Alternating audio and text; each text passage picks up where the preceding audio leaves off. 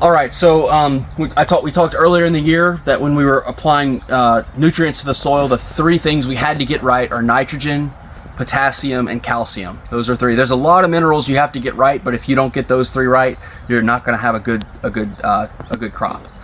So, and I do a sap analysis, so I'll take this leaf, cut it out, send it to a lab, and they'll tell me all the nutrients that are in the sap and give me a good idea of what it is.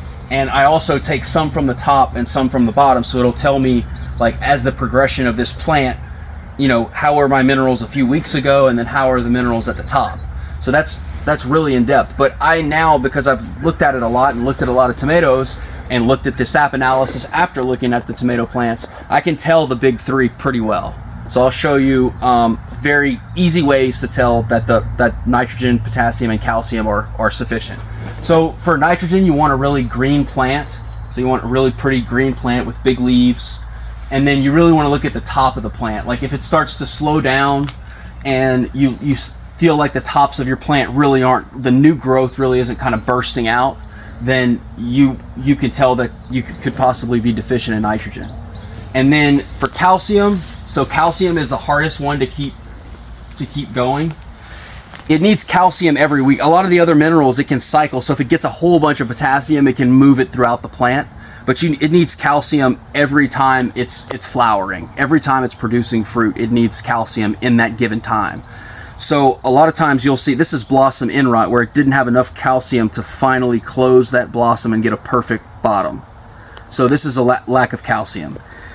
And it could be a bunch of calcium in the soil, but it didn't get calcium right when it was forming this tomato. So you have to consistently water. So if you don't water consistently and you go 2 weeks without water, you could have a bunch of calcium in the soil, but it didn't absorb calcium in that given week, and you're going to have this. So that's very obvious. So you need calcium, and then you need to water to make sure your calcium gets absorbed consistently. And then potassium is the hardest one, but I can still tell, like, when my fruits are turning like orange and then really ripe and turning a really pretty red, and you're not getting a lot of streaks or anything, then your potassium is good. And then of course when you cut the tomato open, the core will not be green or have like corky style core. That'll be, if you have plenty of potassium, you won't have any of those issues. But I can kind of see when I'm just barely starting to have a little bit less potassium than I need, I'll start, like, there's some green shoulders right here on this tomato.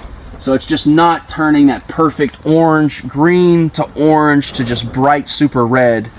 I can tell that potassium is just not quite 100. So that's probably a great tomato, but if I didn't add potassium, maybe these next trusses of tomatoes, like as they're maturing, I would start seeing that uneven ripeness coming through, and then eventually I would get that core that I really don't want.